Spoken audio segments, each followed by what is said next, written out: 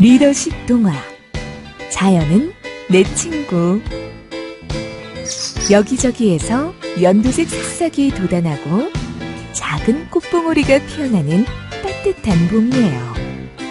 토로미가 열심히 가꾼 화분에도 봄이 찾아왔어요. 나로가 열심히 돌보는 어항 속에도 꿈틀꿈틀 생명이 자라나고 있네요. 토로미와 나로의 모습을 본 따로도 자연과 친구가 되고 싶어졌어요. 과연 우리 따로는 자연과 친구가 될 수 있을까요?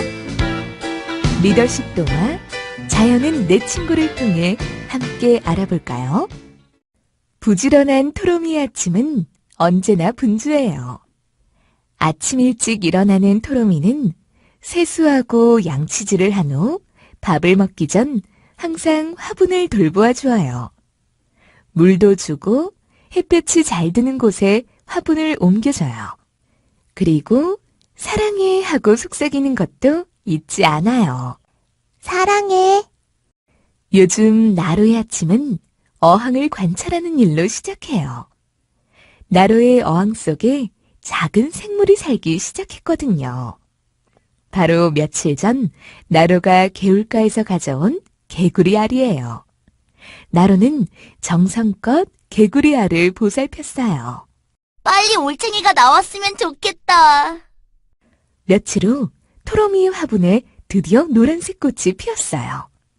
수줍은 듯 피어난 노란 꽃을 보자 토로미는 너무 기뻤어요. 아빠, 엄마, 드디어 꽃이 피었어요. 노란 튤립이에요.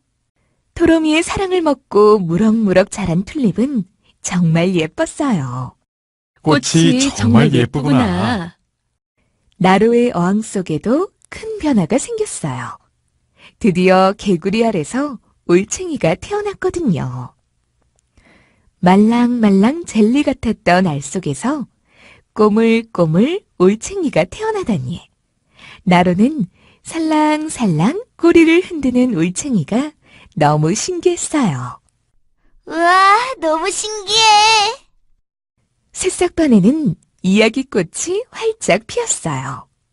우리 집 튤립 친구는 색깔도 너무 예쁘고 향기도 너무 사랑스러워.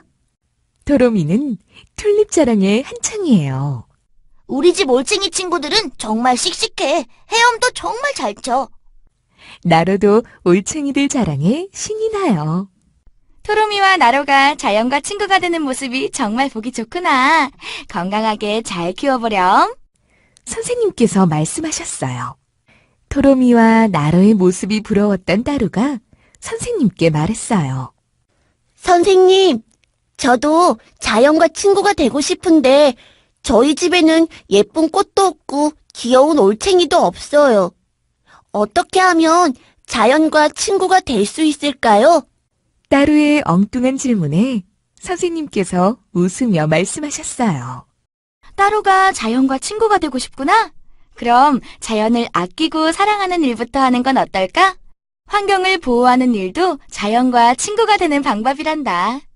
따루는 이제 집에서 재활용 쓰레기 분리수거를 담당하기로 했어요. 우유팩과 신문지를 정리하고 요구르트 병을 씻어서 따로 담는 따루는 마음이 뿌듯하고 자랑스러웠어요. 요구르트 병은 플라스틱에 따루는 지구 곳곳에서 환경 파괴로 힘들어하는 수많은 동물들의 든든한 친구가 되었어요. 자연과 친구하기. 자연에 대한 이해와 작은 실천으로 될 수 있답니다.